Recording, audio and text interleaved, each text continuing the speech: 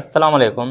तो आज मैं IBA JST केमिस्ट्री पास पेपर MCQ सोल्व करूंगा।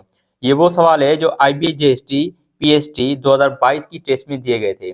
मगर याद रहे ये जो मैं सवाल निकाल के आया हूँ, जो अभी आपके पास 15 टॉपिक केमिस्ट्री के हैं, मतलब matching with IBA JST currently syllabus, जो अभी आपके पास 15 टॉपिक थे उसमें से जो सवाल आया हुआ है, मिसाल के तौर पर स्ट्रक्चर ऑफ एटम से कौन से सवाल आए, तो ये दो सवाल आए हुए हैं, मैच करते हैं। तो मैंने यहाँ पे लिखे हुए हैं बॉन्डिंग के चैप्टर में से जो भी सवाल यहाँ पर आए हुए हैं तो वो मैंने लिखे हैं। तो इस तरीके से यहाँ पर आज हम 45 क्वेश्चन जो अभी आपके करंटली JST के सिलेबस से मैच करते हैं वो सोल्व करेंगे।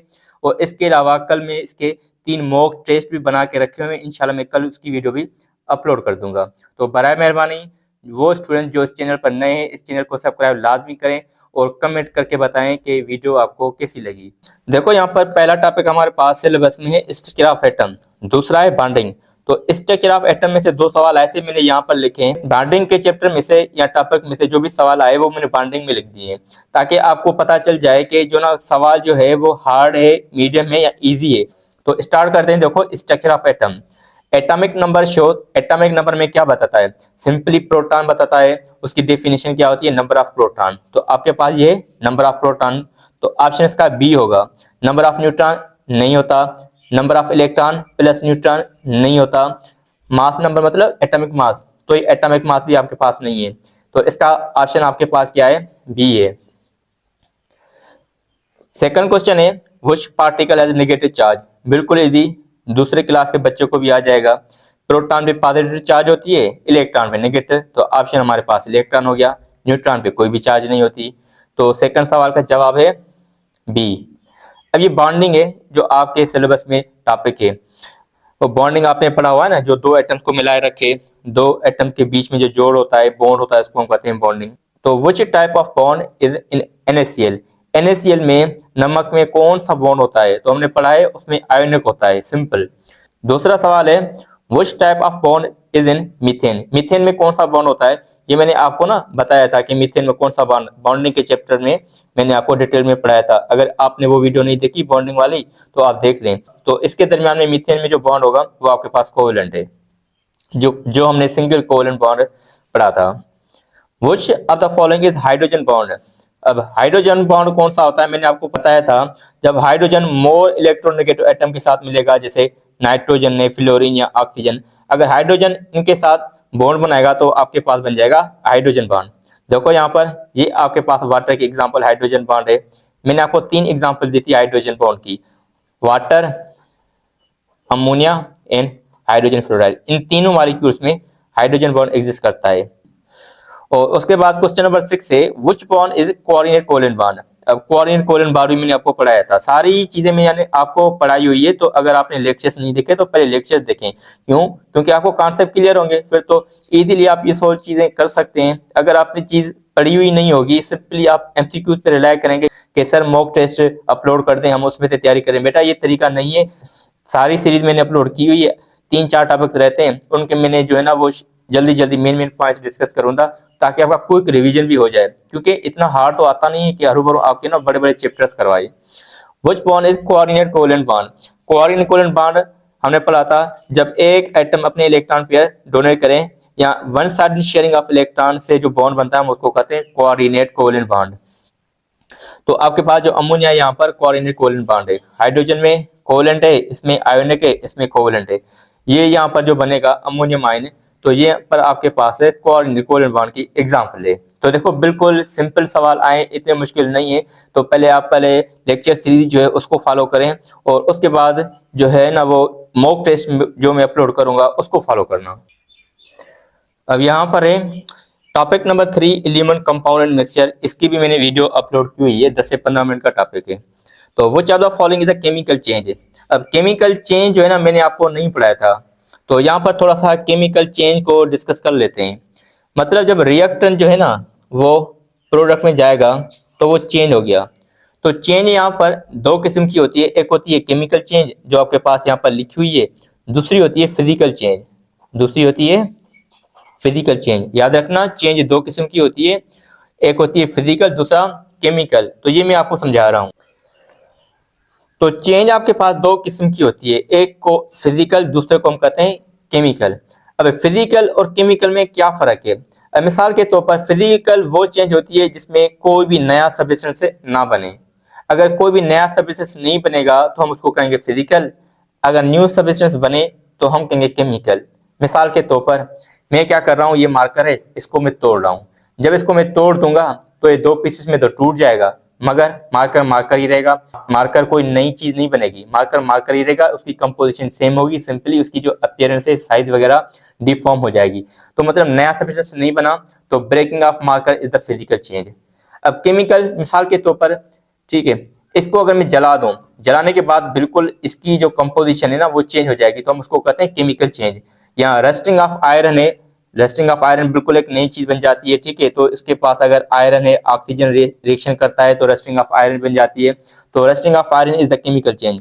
बर्निंग ऑफ वुड, लकड़ी का जलना, वो भी बर्न केमिकल चेंज है। कुकिंग ऑफ फूड, खाना मिसाल के तौर पर एग है, एग को आप क्या करो, उसको पकाओ, पकाने के बाद बिल्कुल उसकी कंपोजिशन चेंज हो जाती है। तो डाइजेशन भी, फोटोसिंथेसिस भी, ये सारी की सारी आपके पास क्या है, केमिकल चेंज है। तो ये लाजमी याद करना, इसमें से 3 से 4 सवाल 2022 की IBA JST की और PST की ड्रेस में से आए थे, इस वजह से मैंने यहाँ पर एग्जाम्पल लिख दी ताकि आपको नो होना चाहिए। अब फिजिकल चेंज मिसाल के तौर पर अभी मैंने आपको कहा कि इसको मैं तोड़ दूं तो उसमें कोई चेंज नहीं आएगा, तो हम उसको कहते हैं फिजिकल चेंज। मिसाल के तौर पर कटिंग ऑफ पेपर, ये मेरे पास है पेपर है, इसको मैं अगर ब्रेक करूं तो पेपर की कंपोजिशन में कोई भी इंपैक्ट नहीं आएगा, कोई नई चीज नहीं बनेगी, उसकी सिंपली साइज अपीयरेंस जो है यहाँ डिफॉर्म हो जाएगी शेप उसकी, हम उसको कहेंगे फिजिकल चेंज। अब बॉइलिंग ऑफ वाटर, पानी को आप बॉयल करेंगे तो वाटर है, उसको बॉयल करने से उसकी कोई कंपोजिशन चेंज नहीं होगी। मेल्टिंग ऑफ आइस, मिसाल के तौर पर पानी है, बर्फ है, मेल्ट हो रहा है, वो लिक्विड में कन्वर्ट हो गया, वो बर्फ था तब भी मतलब कि वाटर का फार्मूला वही था H2O, जब वो लिक्विड में आया तब भी पानी का फार्मूला H2O था, तो मतलब उसकी स्टेट तो चेंज हो गई मगर उसकी नई चीज नहीं बनी, तो हम उसको कहेंगे फिजिकल चेंज। तो शुगर एंड वाटर भी आपके पास क्या है, फिजिकल चेंज। तो ऐसी चेंज मिसाल के तौर पर नया सब्सटेंस नहीं बनेगा तो फिजिकल चेंज, अगर नया सब्सटेंस बने तो हम उसको कहेंगे केमिकल चेंज। तो अभी हमने पढ़ा, अब क्वेश्चन 7 जो है ना वो केमिकल चेंज पे है। तो केमिकल चेंज अभी हमने पढ़ा था जो कंपोजिशन चेंज हो जाए। मेल्टिंग ऑफ आइस, उसकी कंपोजिशन चेंज नहीं होगी। शुगर को अगर वाटर में डिजोल्व करेंगे तब भी उसकी कंपोजिशन चेंज नहीं होगी। बॉइलिंग ऑफ वाटर, ये सारे के ये तीनों जो हैं वो फिजिकल के हैं। बर्निंग ऑफ पेपर वो अभी हमने पढ़ा था, वो केमिकल चेंज है। तो यहाँ पर केमिकल चेंज को लाजमी याद रखना। अब क्वेश्चन नंबर 8 है, which compound is ionic. Ionic compound कौन सा है, अभी हमने पढ़ा था, ये रिपीट सवाल हुआ था तो मैंने भी रिपीट कर दिया। तो NaCl जो है वो आयोनिक कंपाउंड होता है। क्वेश्चन नंबर 9 है, होमोजीनियस मिक्सचर। होमोजीनियस मिक्सचर कौन सा होता है? अब होमोजीनियस मिक्सचर आपको पता है कि साल्ट इन वाटर या शुगर इन वाटर वो होमोजीनियस मिक्सचर है। Oil in water, Sen in water, muddy water, ये सारे के सारे हेट्रोजीनियस एग्जाम्पल होती हैं। अब यहाँ पर अगेन वही पूछ रहा है कि घुमा फिरा के हेट्रोजीनियस मिक्सचर कौन से होते हैं। ये तो होमोजीनियस था, ये भी होमोजीनियस है। सैंड एंड वाटर, ये हमारे पास क्या होता है, हेट्रोजीनियस मिक्सचर। तो इसका जवाब क्या होगा, सैंड एंड वाटर। अब यहाँ पर प्रेडिक्टेबल है, उसमें भी कुछ सवाल आए थे तो उसको भी थोड़ा सा डिस्कस कर लेते हैं। ये कह रहा है which element is most electronegative. Predictable में सबसे ज्यादा जो मोर इलेक्ट्रोनेगेटिव या मोस्ट इलेक्ट्रोनेगेटिव होता है वो होता है फ्लोरीन। अब क्वेश्चन नंबर 12 है, which element has the highest atomic number. इनमें से एटॉमिक नंबर सबसे ज्यादा किसका होगा? अब कार्बन का 6 है, क्लोरीन का 17 है, ऑक्सीजन का 8 है, यूरेनियम का 92 है। तो यूरेनियम का हाईएस्ट एटॉमिक नंबर होता है।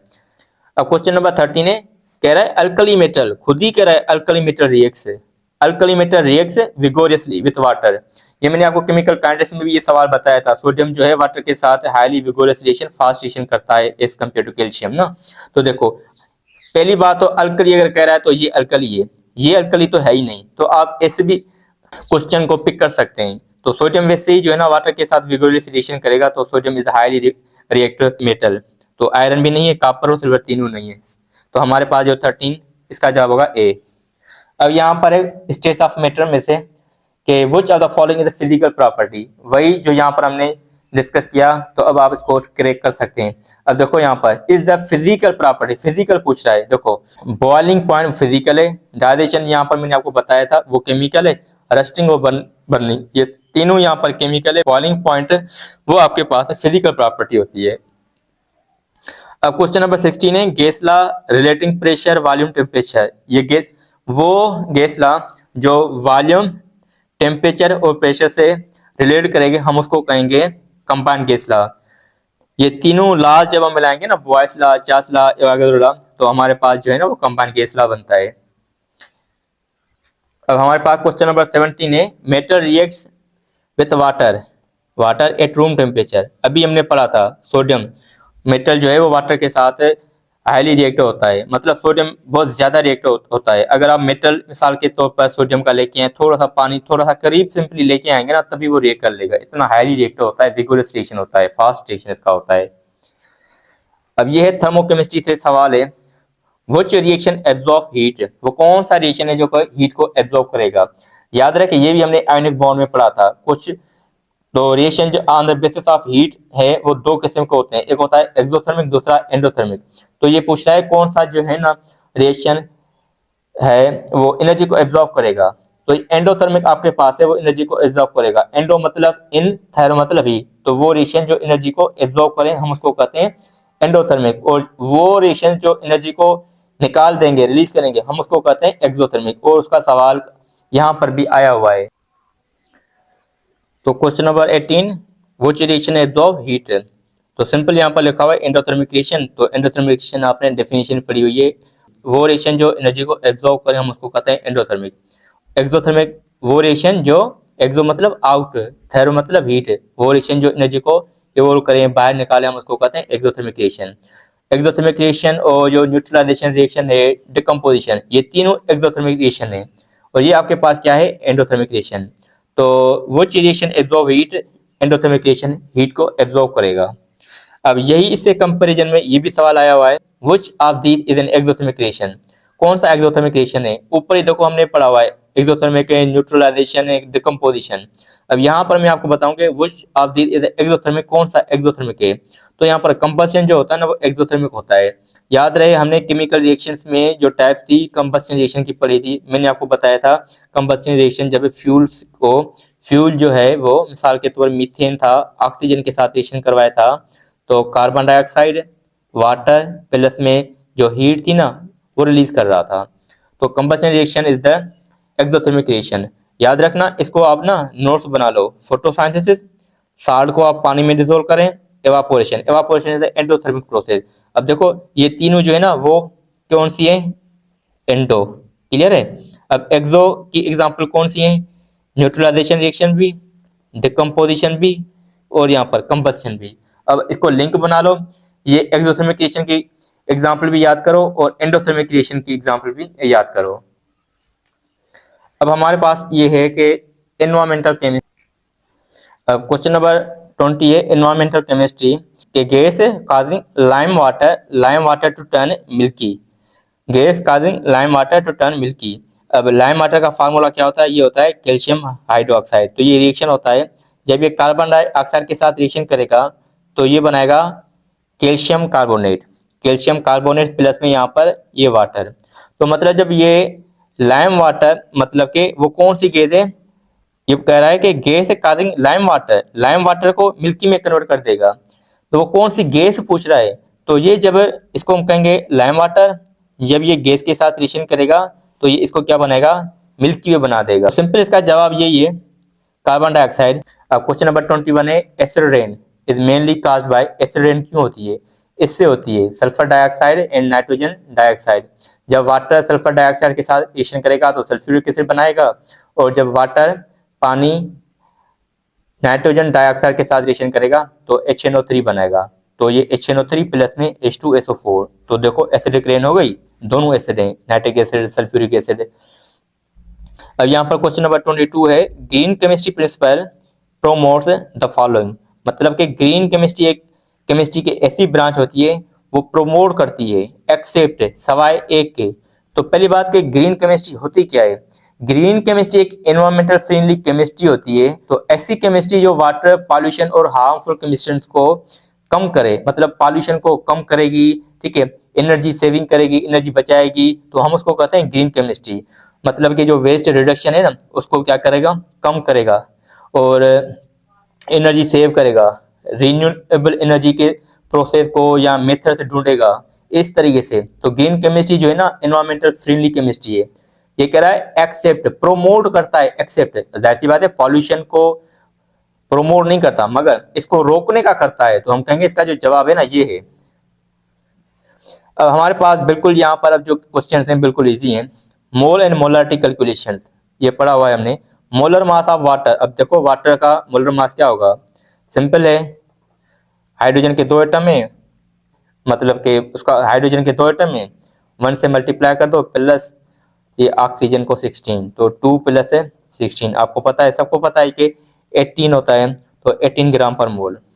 1 mole of any substance contain 6.02 into 10⁻23 particle. First lecture जो हमने किया था, मोलरिटी फार्मूला क्या होता है हमने पढ़ा था, number of moles volume of the solution पर लीटर। देखो यहाँ पर क्वेश्चन नंबर 25 का ए जवाब है। तो क्वेश्चन नंबर 26 है which is alkaline, alkaline, alkaline nature. तो अल्कलाइन आपको पता है ये एसिड है, ये भी एसिड है, acidic acid the weak acid मगर एसिड है। सोडियम हाइड्रोक्साइड अल्कलाइन है, मतलब सिंपल इसको हम कह सकते हैं कि जो यहाँ पर ये है ना वो बेस है, बाकी सारे के सारे एसिड है। PH of a neutral solution है, न्यूट्रल सॉल्यूशन की पीएच क्या होती है, 7 होती है, और जो एसिडिक होगा वो पीएच उसकी 7 से कम होगी, लेस देन 7। और अगर बेसिक सॉल्यूशन होगा या अल्कलाइन सॉल्यूशन, यही पूछे the pH of alkaline solution, तो आप कहेंगे 7 से ज्यादा होगी। क्वेश्चन नंबर 28 है एसिड फाउंड इन विनीगर में कौन सा एसिड होता है। तो विनीगर में एसिडिक एसिड होता है, इसका फार्मूला होता है CH3COOH, ये याद कर लेना, एसिड का फार्मूला विनीगर में होता है। ये क्वेश्चन नंबर 29 है न्यूट्रलाइजेशन प्रोडक्ट। अब न्यूट्रलाइजेशन प्रोडक्ट कौन सा होता है ये मैंने मिस कर दिया था। तो जब एसिड, जब ये याद कर लेना, एसिड बेस के साथ रिएक्शन करेगा तो साल्ट एंड वाटर बनाएगा, हम उसको कहते हैं न्यूट्रलाइजेशन रिएक्शन। तो ये न्यूट्रलाइजेशन प्रोडक्ट होती है जिसमें साल्ट और पानी बनाते हैं, देखो यहाँ पर साल्ट और पानी। तो 29 का जवाब ए होगा। इक्विलिब्रियम है, तो इक्विलिब्रियम में कुछ क्वेश्चन 30 है, ये कह रहा है कि reaction at dynamic equilibrium, chemical equilibrium का दूसरा नाम होता है डायनामिक इक्विलिब्रियम, ये भी याद कर लेना, डायनामिक इक्विलिब्रियम होता है। तो ये रिवर्सिबल रिएक्शन में होता है, ये मेरे टॉपिक कवर नहीं किया, ये मैं आपको बताऊंगा, मगर क्वेश्चन नंबर 30 का जो जवाब है वो बी होगा।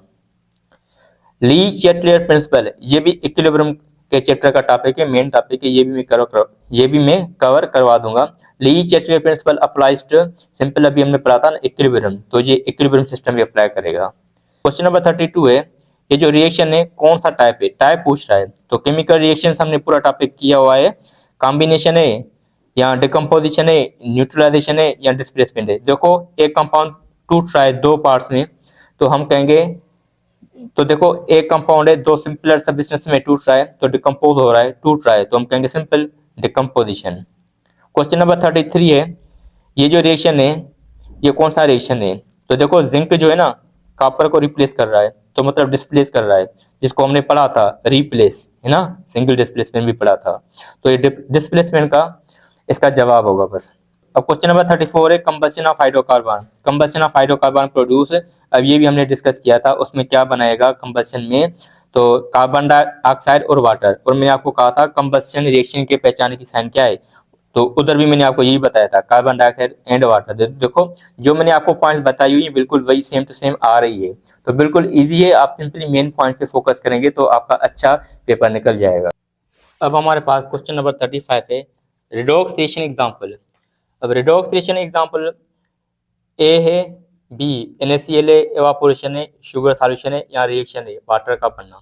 अब मिसाल के तौर पर मैंने आपको बताया था कि जो रिडॉक्स रिएक्शन होता है ऐसे रिएक्शन जिसमें ऑक्सीडेशन और रिडक्शन दोनों हो, उसको हम कहते हैं रिडॉक्स रिएक्शन। देखो यहाँ पर ये रिडॉक्स है, RED इसका मतलब होता है रिडक्शन, OX इसका मतलब होता है ऑक्सीडेशन, ठीक है, वर्ड खुद ही बता रहा है रिडक्शन ऑक्सीडेशन। तो ऐसे रिएक्शन जिनमें ऑक्सीडेशन और रिडक्शन दोनों हो उसको हम कहेंगे रिडॉक्सेशन। अब मैंने आपको बताया था कि जो एटम जो फ्री स्टेट में होता है तो उसकी ऑक्सीडेशन स्टेट 0 होती है, तो इसकी ऑक्सीडेशन स्टेट 0 है। जब मॉलिक्यूल में होता है तो उसकी ऑक्सीडेशन स्टेट होती है। तो हाइड्रोजन की यहाँ पर +1 है, ऑक्सीजन की -2। अब देखो हाइड्रोजन 0 से +1 आया, मैंने आपको बताया था ऑक्सीडेशन स्टेट में ऑक्सीडेशन नंबर बढ़ेगा। अगर ऑक्सीडेशन नंबर बढ़े तो हम कहेंगे ऑक्सीडेशन, अगर ऑक्सीडेशन नंबर कम हुआ तो हम उसको कहेंगे रिडक्शन। अब ऑक्सीजन 0 से -2 आया, ऑक्सीडेशन नंबर कम हुआ, जब ऑक्सीडेशन कम हुआ तो हम उसको कहेंगे रिडक्शन। तो आपके पास रेडॉक्स रिएक्शन की एग्जांपल ये वाली है। क्वेश्चन नंबर 35 का जवाब ए होगा। अब इंडस्ट्रियल केमिस्ट्री में से लीस्ट रिएक्टर मेटल, वो कौन सा मेटल है जो कम या लीस्ट रिएक्टर होता है? तो मैंने आपको बताया जो सोडियम है वो हाईली रिएक्टर होता है, पोटाशियम एंड में कैल्शियम भी ये रिएक्टर होता है। गोल्ड जो आपके पास होता है ना वो लीस्ट रिएक्टर होता है। तो इसका जवाब आपके पास है सी है। एंड इंडस्ट्रियल केमिस्ट्री का दूसरा सवाल भी आया हुआ है, प्रोडक्शन ऑफ सीमेंट इन्वॉल्व, जो सीमेंट की प्रोडक्शन के दौरान यूज होता है वो कैल्शियम कार्बोनेट होता है, ये आप याद कर लेना। अब इलेक्ट्रोकेमिस्ट्री, इलेक्ट्रोकेमिस्ट्री में ये कह रहा है कि ऑक्सीडाइजिंग एजेंट कौन सा होता है? ऑक्सीडाइजिंग एजेंट मतलब खुद रिड्यूस हो, दूसरों को ऑक्सीडाइज करवाए। खुद रिड्यूस हो मतलब खुद रिडक्शन करेगा, मतलब उसका ऑक्सीडेशन नंबर कम होगा। तो देखो ऑक्सीजन कभी भी प्लस में नहीं आता, तो ऑक्सीजन यहाँ पर जो जवाब है आपके पास ऑक्सीजन है। और मैग्नीशियम ये ऑक्सीडेशन करेगा, सोडियम मैग्नीशियम +2 है ना, तो मतलब वो इलेक्ट्रॉन लूज करेगा। और सोडियम +1 तो ये भी इलेक्ट्रॉन लूज करेगा, ऑक्सीडेशन में जाएगा। हाइड्रोजन भी ऑक्सीडेशन करेगा। तो यहाँ पर ऑक्सीजन जो है ना आपके पास ऑक्सीडाइजिंग एजेंट है। अब इलेक्ट्रोलाइसिस एग्जांपल, इलेक्ट्रोलाइसिस एग्जांपल मतलब कि आपके पास वो NaCl है, वाटर है या कार्बन डाइऑक्साइड या शुगर सॉल्यूशन। इलेक्ट्रोलाइसिस एग्जांपल मतलब जब कोई भी सब्सटेंस वाटर में डिसोल्व करेंगे तो वो डिसोसिएट हो जाएगा अपने आयंस में, वो बिजली कंडक्ट करेगा, हम उसको इलेक्ट्रोलाइसिस सब्सटेंस कहते हैं। तो NaCl आपके पास होता है ना, आयोनिक कंपाउंड होता है, ये इलेक्ट्रोलाइसिस होता है। इलेक्ट्रोकेमिकल सेल प्रोड्यूस, ये भी हमने डिस्कस किया हुआ है कि इलेक्ट्रोकेमिकल सेल प्रोड्यूस क्या प्रोड्यूस करता है, वाटर को करेगा, हीट को। सिंपल यहाँ पर करंट का चैप्टर था, करंट के बारे में हमने पढ़ा था, इलेक्ट्रोकेमिस्ट्री केमिकल को इलेक्ट्रिकल एनर्जी में कन्वर्ट करना, और इलेक्ट्रिकल को केमिकल में हम उसको अच्छे से पढ़ा था। अब एक काइनेटिक्स का चैप्टर है, उसमें से सवाल आए कि rate of reaction affected by, video मैंने कल बनाई हुई है, मैंने अपलोड की हुई है। Rate of reaction is affected by temperature, pressure, temperature, concentration, pressure, और इसके अलावा और भी थे, रेडिएशन, ये सब में जो है ना रेट ऑफ रिएक्शन अफेक्ट करता है। तो सिंपल इसका जवाब डी होगा। कैटलिस्ट फंक्शन, कैटलिस्ट क्या काम करते हैं? सिंपली स्पीड अप करते हैं, तो इसका जवाब यही होगा ए। अब यहाँ पर स्लोएस्ट रिएक्शन, कौन सा रिएक्शन होता है जो स्लोएस्ट होता है? तो डिकम्पोजिशन रिएक्शन स्लोएस्ट होता है। सॉल्यूशन और सस्पेंशन है। अब यहाँ पर बस दो सवाल है, solution, solution and suspension. Suspension की एग्जांपल पूछ रहा है, सस्पेंशन की। तो सस्पेंशन मैंने आपको बताया था muddy water, mud in water या मडी वाटर, ये आपके पास है सस्पेंशन है। बाकी यहाँ पर जो आपके पास है सॉल्यूशन की टाइप्स हैं। तो सस्पेंशन की एग्जांपल ये है। ये कह रहा है सॉल्युबल कंपाउंड, वो कौन सा कंपाउंड है जो सॉल्युबल होगा? तो NaCl सॉल्युबल कंपाउंड होगा।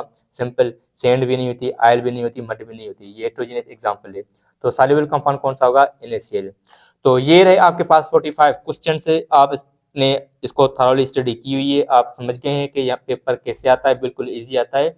तो आप इतनी ज़्यादा हार्ड स्टडी ना करें, सिंपल करें, इंशाल्लाह आपका जो टेस्ट है वो अच्छा हो जाएगा। मुझे अपनी दुआओं में याद रखिएगा।